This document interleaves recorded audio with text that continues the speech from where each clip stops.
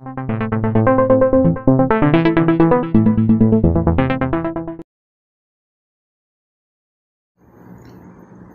Dear students, learning হিস্ট্রির আজকের আলোচনার বিষয় ইংরেজ ইস্ট ইন্ডিয়া কোম্পানির শাসনামলে পাশ্চাত্য শিক্ষার বিস্তার। আমাদের দেশে ইংরেজ ইস্ট ইন্ডিয়া কোম্পানির যখন শাসন প্রতিষ্ঠিত হল, তখন এদেশের শিক্ষা বলতে যেটা বোঝানো হতো সেটা মূলত দুটি সমান্তরাল শিক্ষা ব্যবস্থা। সেটাকে খানিকটা ধর্মভিত্তিক শিক্ষাও আমরা বলতে পারি। একদিকে টোল এবং পাঠশালাতে সংস্কৃত ভাষাকে কেন্দ্র করে পঠন পাঠনের কাজ হতো, সেখানে হিন্দু ধর্ম, বেদ, বেদান্তের শিক্ষা এগুলো দেওয়া হতো, পাশাপাশি সংস্কৃত ভাষা ও সাহিত্যের পড়াশোনা হতো। অন্যদিকে মক্তব এবং মাদ্রাসা, সেখানে ইসলামিক শিক্ষা মূলত আরবি, ফার্সি এবং কোরআন এবং হাদিসের শিক্ষাকে ভিত্তি করে সেটা গড়ে উঠেছিল। কোম্পানি শাসন প্রতিষ্ঠা হওয়ার পর থেকে এই শিক্ষা ব্যবস্থার পাশাপাশি আমরা দেখব যে পাশ্চাত্যের প্রগতিশীল শিক্ষা, যেটা ইংরেজি ভাষা ভিত্তিক, সেই শিক্ষার প্রবর্তন কিভাবে হলো বা সেটা প্রবর্তন হওয়ার পিছনে কোনো কারণ ছিল কিনা এবং কাদের দ্বারা এই শিক্ষা চালু হচ্ছে। সেখানে আমরা অত্যন্ত একটা গুরুত্বপূর্ণ বিষয় আলোচনা করব। সেখানে দেখব যে কোম্পানি প্রথম দিকে আমাদের দেশে তারা ইংরেজি ভাষাভিত্তিক যুক্তিবাদী আধুনিক পাশ্চাত্য শিক্ষার প্রবর্তন করতে চান। সেখানে বলা হয়ে থাকে যে একটি বণিক সংস্থারূপে এদেশের রাজনৈতিক ক্ষমতা হস্তগত করার পরে তারা তাদের দেশের শিক্ষা সংস্কৃতি যদি চাপিয়ে দেয়, তার ফলে এদেশের মানুষের মধ্যে একটা বিরূপ মানসিকতা তৈরি হতে পারে বা ইংরেজ শাসন সম্পর্কে একটা বিরূপতা জন্মাতে পারে। এই একটা কারণ কিন্তু উঠে আসে।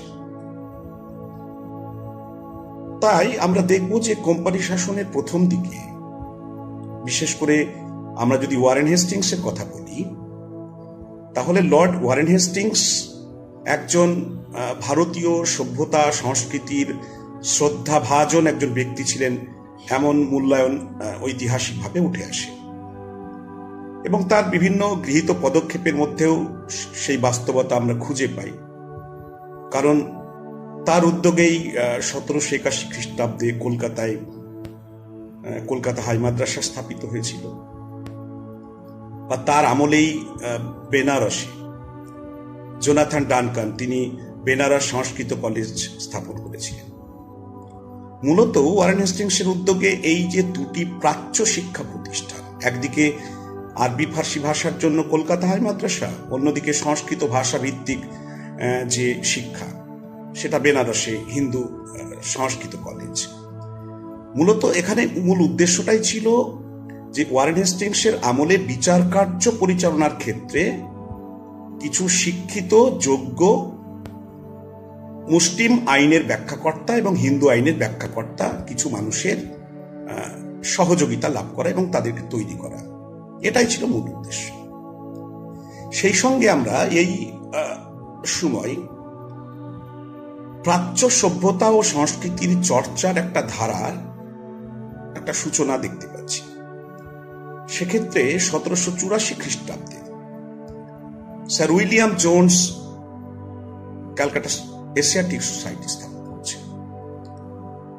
এই ক্যালকাটা এশিয়াটিক সোসাইটি স্থাপনের মূল উদ্দেশ্যই হচ্ছে প্রাচীন ভারতীয় সভ্যতা, সংস্কৃতি, ভাষা, সাহিত্য এবং ইতিহাসের পুনরুজ্জীবন, এগুলোই মূল উদ্দেশ্য ছিল। এবং আমরা জানি যে এই উইলিয়াম জোন্সই প্রথম সংস্কৃত ভাষার সঙ্গে যে আর্য ভাষার সংযুক্তি, সেটাকে তিনি প্রমাণ করেছিলেন। অর্থাৎ সংস্কৃত ভাষা আর কিছু নয়, ইন্দো ইউরোপীয় যে ভাষাগোষ্ঠী আছে তারই একটা অংশ, যে ভাষাগোষ্ঠীর অন্তর্ভুক্ত ভাষ্য বটে। তিনি এটাকে সংযুক্তির ফলে ভারতীয় সভ্যতার যে গৌরবময় দিকগুলো সেগুলোকে তুলে আনার কাজ গবেষণার মাধ্যমে, সেই একটা প্রবণতা, সেই একটা প্রচেষ্টা এশিয়াটিক সোসাইটির মধ্য দিয়ে শুরু হচ্ছে। পরবর্তীকালে আমরা 1800 খ্রিস্টাব্দে বড়লাট লর্ড ওয়েলেসলি তিনি কলকাতায় গড়ে তুলছেন ফোর্ট উইলিয়াম কলেজ। এই ফোর্ট উইলিয়াম কলেজ গড়ে তোলার মূল উদ্দেশ্যই হচ্ছে ইংল্যান্ড থেকে যে সমস্ত ইংরেজ রাজকর্মচারী এদেশে বাণিজ্যিক কারণে কিংবা প্রশাসনিক কারণে চাকুরি গ্রহণ করে আসছেন, তাদেরকে ভারতীয় ভাষা, সাহিত্য, সংস্কৃতি, রীতিনীতি, প্রথা সেগুলো সম্পর্কে তাদেরকে প্রশিক্ষণ দান করা, তাদেরকে সম্যক ধারণা প্রদান করা, এই হচ্ছে উদ্দেশ্য। ফলে ইংরেজদের উদ্যোগে, বিশেষ করে কোম্পানির উদ্যোগে ফোর্ট উইলিয়াম কলেজকে কেন্দ্র করে প্রাচ্য সভ্যতা ও সংস্কৃতির একটি একাডেমিক যে অনুশীলন, সেই অনুশীলনের কাজটা কিন্তু শুরু হয়েছিল। এটা গুরুত্বপূর্ণ দিক। সুতরাং এখান থেকে একটা জিনিস আমাদেরকে সিদ্ধান্ত আকারে নিতে হচ্ছে, সেটা হচ্ছে যে কোম্পানি অন্ততপক্ষে সরকার হিসাবে এদেশে ইংরেজি ভাষাভিত্তিক পাশ্চাত্য শিক্ষার পরিবর্তে আরবি, ফার্সি ও সংস্কৃত ভাষাভিত্তিক প্রাচ্য শিক্ষার জন্যই তারা সরকারি যে পদক্ষেপগুলো সেগুলো তারা গ্রহণ করেছিল। তাহলে পরে একটা প্রশ্ন কিন্তু আমাদের মধ্যে উঠে আসবে, যে পাশ্চাত্য শিক্ষা কাদের দ্বারা তাহলে ভারতবর্ষে চালু হলো, বাংলাদেশে চালু হলো?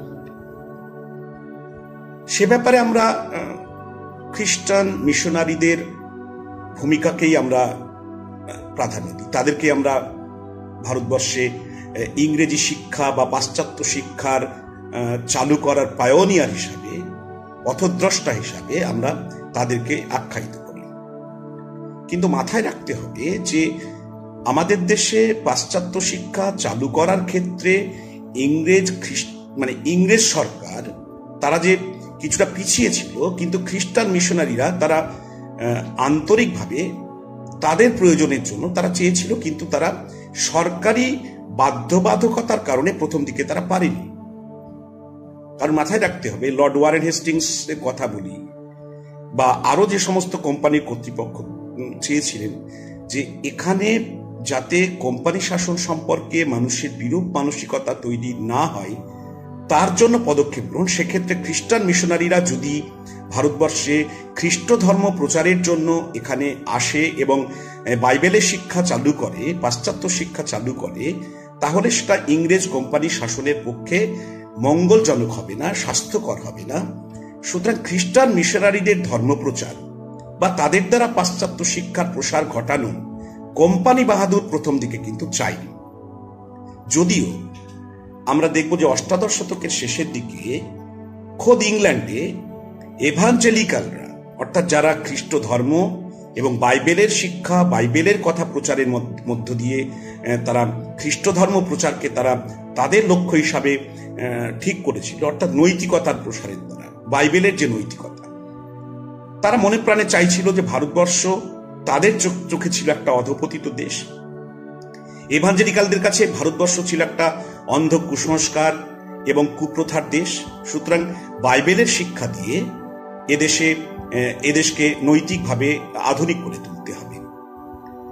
এবং এভাঞ্জেলিক্যালদের তরফ থেকে ভারতবর্ষে একজন সমর্থক যিনি ছিলেন, এদেশে প্রশাসনের সঙ্গে যুক্ত ছিলেন, তেমন একজন ব্যক্তি হচ্ছেন চার্লস গ্র্যান্ট। এই চার্লস গ্র্যান্টও চেষ্টা করেছিলেন অন্ততপক্ষে ব্রিটিশ পার্লামেন্টের মাধ্যমে, যেহেতু ব্রিটিশ পার্লামেন্ট কোম্পানি শাসনের পুনর্নবীকরণের সিদ্ধান্ত গ্রহণ করে চার্টার আইন প্রবর্তনের মাধ্যমে।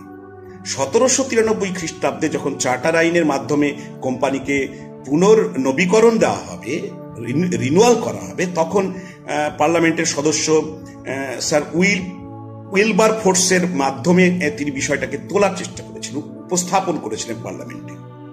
কিন্তু তখনও কোম্পানি চেষ্টা করেছে যাতে পার্লামেন্টে এই ধরনের কোনো আইন তৈরি না হয়। শেষমেশ খ্রিস্টান মিশনারিরা তখন একটু অন্য পথে হেঁটে আমাদের দেশে তারা তাদের যে মিশন, ধর্ম প্রচারের মিশন, সেটাকে তারা কার্যকর করার চেষ্টা করে। এবং আমরা দেখব যে 1793 খ্রিস্টাব্দেই যখন চার্টার আইন প্রবর্তিত হচ্ছে, সেই সময়ই আমরা উইলিয়াম কেরির মতো একজন খ্রিস্টান মিশনারিকে ভারতে আসতে পারব।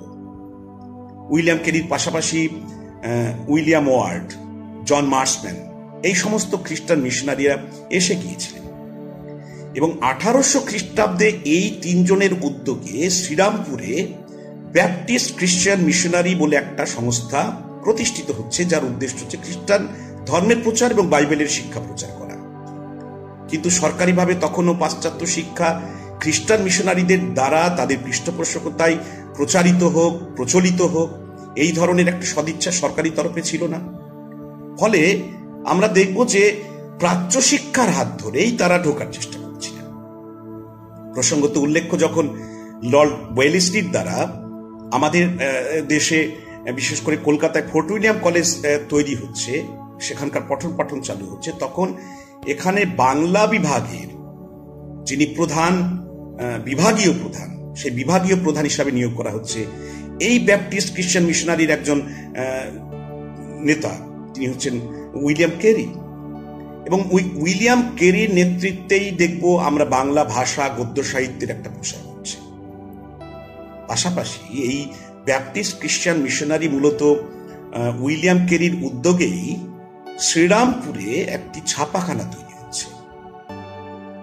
এই ছাপাখানার মাধ্যমেই বাংলা সহ বিভিন্ন ভারতীয় ভাষায় বাইবেলের অনুবাদ এবং সেই অনুবাদ হওয়া বাইবেলগুলোকে ভারতীয় মানুষের মধ্যে পৌঁছে দেওয়া এবং খ্রিস্ট ধর্মের প্রচার করা, এই একটা উদ্দেশ্যকে সামনে রেখে এই মুদ্রণ যে যন্ত্র এবং মুদ্রণের কাজ একটা ব্যাপক গতিতে শুরু হয়েছে। এমনকি ফোর্ট উইলিয়াম কলেজের বিভিন্ন পাঠ্যপুস্তক, সেগুলোও এই শ্রীরামপুর ব্যাপটিস্ট মিশনের যে ছাপাখানা, মিশন প্রেস যেটাকে বলা হতো, সেটার মাধ্যমে হতো। শেষ পর্যন্ত ইংরেজি শিক্ষা যেটা খ্রিস্টান মিশনারিরা করতে চাইছিলেন তাদের সুবিধার জন্য, তার ছাড়পত্র যেটা পাওয়া গেল সেটা হচ্ছে 1813 খ্রিস্টাব্দে। 1813 খ্রিস্টাব্দের চার্টার অ্যাক্টে খ্রিস্টান মিশনারিদের যে কার্যকলাপ, খ্রিস্ট ধর্ম প্রচার কিংবা ইংরেজি শিক্ষা চালু করা, তার ক্ষেত্রে অনেক সরকারি যে ছাড়পত্র সেটা পাওয়া গেল। মূলত এই সময় থেকে খ্রিস্টান মিশনারিদের উদ্যোগে ভারতবর্ষে পাশ্চাত্য শিক্ষা আনুষ্ঠানিকভাবে চালু হচ্ছে। এবং আমরা দেখব যে 1818 খ্রিস্টাব্দে এই ইংরেজি ভাষাকে ভিত্তি করেই শ্রীরামপুর কলেজ তৈরি হচ্ছে। খ্রিস্টান মিশনারিদের অর্থাৎ এই যে উদ্যোগ, এই উদ্যোগ একটা নতুন গতি পেল পাশ্চাত্য শিক্ষা বিস্তারের ক্ষেত্রে। এবং ব্যাপটিস্ট মিশনারিদের পাশাপাশি একাধিক ইউরোপীয় খ্রিস্টান মিশনারি ভারতবর্ষে তারা এলো খ্রিস্ট ধর্ম প্রচারের জন্য, পাশ্চাত্য শিক্ষার প্রচারের মাধ্যমে। সেক্ষেত্রে লন্ডন মিশনারি সোসাইটির একজন সদস্য রবার্ট মে, তিনি কলকাতা, হুগলি এবং পার্শ্ববর্তী অঞ্চলে একাধিক স্কুল স্থাপনের মাধ্যমে তিনি তার উদ্দেশ্যকে সিদ্ধ করার চেষ্টা করেছেন। সেই সঙ্গে আমরা দেখব যে স্কটিশ মিশনারি সোসাইটি একজন কর্ণধার আলেকজান্ডার ডাব, তার উদ্যোগে 1830 খ্রিস্টাব্দে জেনারেল অ্যাসেম্বলিজ ইনস্টিটিউশন গড়ে উঠছে কলকাতায়। যে জেনারেল অ্যাসেম্বলিজ ইনস্টিটিউশন পরবর্তীকালে স্কটিশ চার্চ কলেজ নামে খ্যাতি লাভ করছে। তেমনি করে আমরা সেন্ট জেভিয়ার্স কলেজ কলকাতাতে, এটাও খ্রিস্টান মিশনারিদের উদ্যোগে গড়ে উঠছে। এমনকি মিসেস কুক যে ফিমেল জুভেনাইল সোসাইটি গড়ে তুলেছিলেন, তার মধ্যেও এই খ্রিস্টান মিশনারিদের একটা পরোক্ষ ভূমিকা রয়েছে, এমনটা কিন্তু স্বীকার করা হয়। এই সবটা কিন্তু বাংলাতে হচ্ছে। খ্রিস্টান মিশনারিদের উদ্যোগে বাংলার বাইরেও ভারতবর্ষের অন্যত্র একাধিক খ্রিস্টান মিশনারিদের দ্বারা পরিচালিত স্কুল কলেজ গড়ে উঠতে দেখছি আমরা। সেক্ষেত্রে বোম্বাইতে উইলসন কলেজ বা মাদ্রাজে ইউনিয়ন ক্রিশ্চিয়ানস কলেজ, কিংবা মাসালিপট্টনমে হিসলপ কলেজ, আগ্রাতে সেন্ট জন কলেজ, এই একাধিক শিক্ষা প্রতিষ্ঠান খ্রিস্টান মিশনারিদের উদ্যোগে গড়ে উঠতে দেখতে পাচ্ছি। তবে একটা কথা মানতে হবে যে খ্রিস্টান মিশনারিরা এদেশে ইংরেজি শিক্ষা বা পাশ্চাত্য শিক্ষা চালু করতে চেয়েছিল মূলত ধর্মীয় কারণে, এবং তাদের এভাঞ্জেলিক্যাল যে মতাদর্শ অর্থাৎ বাইবেলের নৈতিক শিক্ষার প্রসার ঘটিয়ে অধপতিত ভারতবর্ষকে সুসভ্য এবং উন্নত জাতিতে পরিণত করা, অর্থাৎ মূলত ধর্মীয় কারণে খ্রিস্টান মিশনারিরা আমাদের দেশে খ্রিস্ট ধর্ম প্রচারকে লক্ষ্য রেখে তারা পাশ্চাত্য শিক্ষা চালু করতে চেয়েছিল। এদের পাশাপাশি আরো দুটো উদ্যোগ আমরা দেখব। সেক্ষেত্রে বেশ কিছু ইউরোপীয় এবং ভারতীয় মহৎপ্রাণ ব্যক্তি, যারা মূলত ভারতীয় অধপতিত জাতিকে প্রগতিশীল জাতিতে পরিণত করার জন্য পাশ্চাত্য শিক্ষাকেই তারা একমাত্র পাথেয় বা একমাত্র উপায় হিসেবে দেখেছিলেন, তারা পাশ্চাত্য শিক্ষা প্রসারে তারা এগিয়ে এসেছিলেন। তাদের উদ্যোগের কথা, এবং শেষ পর্যন্ত প্রশাসনিক কারণে, রাজনৈতিক কারণে ইংরেজ সরকারও, কোম্পানি বাহাদুর পাশ্চাত্য শিক্ষা প্রচলনে তারা বাধ্য হয়েছিল একটা বিবর্তনের মধ্য দিয়ে। সেই সমস্ত আলোচনা আমরা পরের দিন পাশ্চাত্য শিক্ষার প্রসার দ্বিতীয় পর্বে আমরা আলোচনা করব। আজ এই পর্যন্ত। ভালো থাকবে সবাই। নমস্কার।